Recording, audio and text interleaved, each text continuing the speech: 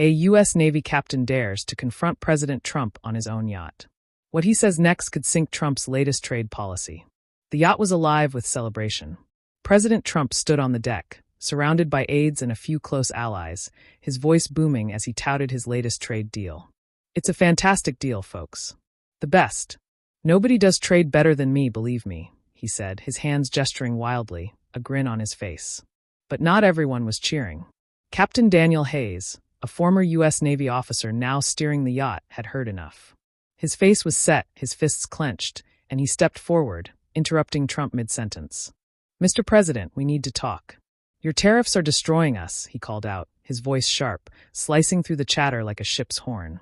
Trump spun around, his eyes narrowing, pointing directly at Hayes. "What's that, Captain? You're interrupting my celebration?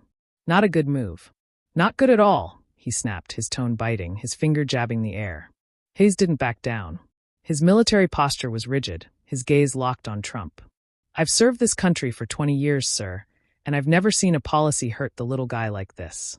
Your tariffs, they're raising costs on everything we need.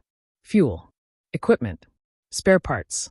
Small shipping businesses like mine are drowning, and you're the one holding the rope," he said, his voice steady but filled with barely contained anger. The aides froze, a woman in a dark blazer clutching her clipboard, another man in a suit stepping back, the tension on the deck spiking. Trump took a step closer, his face reddening. "You're telling me my tariffs, which are saving American jobs, are the problem? That's fake news, Captain. Total fake news. I'm making America great again, and you're not seeing it," he fired back, his voice rising, that familiar rhythm kicking in, the one he uses when he's rallying a crowd. Hayes shook his head, his hands on his hips. "I'm seeing plenty, sir. I'm seeing my crew lose their jobs.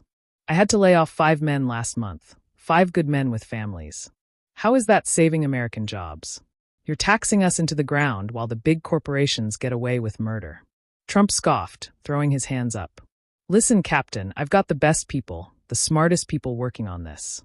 These tariffs, they're hitting China, they're hitting all the countries that have been ripping us off for years, okay? We're bringing jobs back. Millions of jobs, believe me. You're not looking at the big picture, and I've got a great picture. The best picture," he said, his tone a mix of defensiveness and bravado, his finger pointing again, inches from Hayes's chest. But Hayes wasn't fazed. "The big picture, sir, is that my supplier in Japan raised prices 40% because of your tariffs. I can't afford to keep my boats running at those costs. My clients are jumping ship, literally, because I can't compete with the big companies who can eat the losses. You're killing us out here, and what you," he said, his voice rising, his frustration spilling over. Trump tilted his head, his lips pursing. Then he leaned in, his voice dropping slightly but still commanding. "You want to talk about competition? I'm the best at competition. Nobody competes better than me. These tariffs, they're making sure American companies win, not the little guys in Japan or wherever. You've got to adapt, Captain. That's business. That's how it works," he said, his hands slicing the air for emphasis, his tone dismissive. Hayes took a step forward, closing the gap, his eyes blazing. "Adapt? I've been adapting my whole life, sir. I adapted when I served in the Navy. I adapted when I started this business with nothing but a loan and a dream. But this isn't adapting. This is surviving. And right now, I'm not sure I can survive your policies." The deck was silent, the aides exchanging nervous glances, the woman in the blazer whispering something to another staffer. But no one dared interrupt. Trump straightened up, his jaw tightening. "You know what, Captain? I respect you, I do. You've served. You're a patriot. I love patriots. But you're wrong. So wrong. My tariffs are the best thing for this country. The best. You're not seeing it, but you will. You'll thank me later. Believe me," he said, his voice softer now but still firm, his hand waving as if to dismiss the whole argument. Hayes shook his head slowly, his voice low but cutting. "I don't need to thank you, sir. I need to pay my crew. I need to keep my business afloat. And right now, your tariffs are the storm that's sinking me." Trump's face flushed, his eyes narrowing. "A storm? I'll tell you about storms, Captain. I've been through storms, political storms, media storms, the worst storms. And I always come out on top. Always. You think your little boat business is a storm? It's a puddle, okay? A puddle," he said, his tone sharp, his hands gesturing wildly again, the way he does when he's doubling down. Hayes crossed his arms, his voice steady but laced with defiance. A puddle to you, maybe. But to me, it's my life. My crew's lives.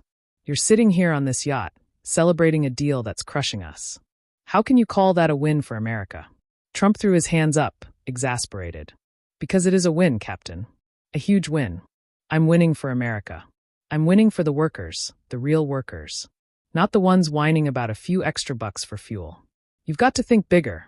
Much bigger, he said, his voice booming now, his finger jabbing the air again. Hayes didn't flinch, his tone calm but firm. I'm thinking about my men, sir. I'm thinking about the families who can't pay their bills because of your win, you say. You're for the little guy, but all I see is the big guy getting bigger while we're left to sink. The woman in the blazer stepped forward, her voice low, trying to intervene. Mr. President, perhaps we should. But Trump cut her off, his hand raised. No, I've got this. I've got this. I'm handling it. I always handle it, he said, his tone sharp, his eyes still locked on Hayes. Then he turned back to the captain, his voice dropping but still carrying that commanding edge. You want to talk about sinking? I've saved this country from sinking, okay? I've saved it from bad deals, bad trade, bad everything. You're not sinking, Captain. You're just not swimming fast enough, he said, his tone a mix of sarcasm and conviction, his finger pointing one last time. Hayes shook his head, his voice steady, unyielding. I've been swimming my whole life, sir. But you've just tied an anchor to my legs. If this is what saving America looks like, then maybe you're saving the wrong people, he said, his words sharp, his stance firm. Trump's face hardened, his lips pressing into a thin line. That's enough, Captain. I'm done here. I've got a country to run. A great country. The best country. And I don't need this, he said, turning sharply, his suit jacket flapping as he stormed toward the yacht's interior, his aides scrambling to follow, casting quick glances back at Hayes.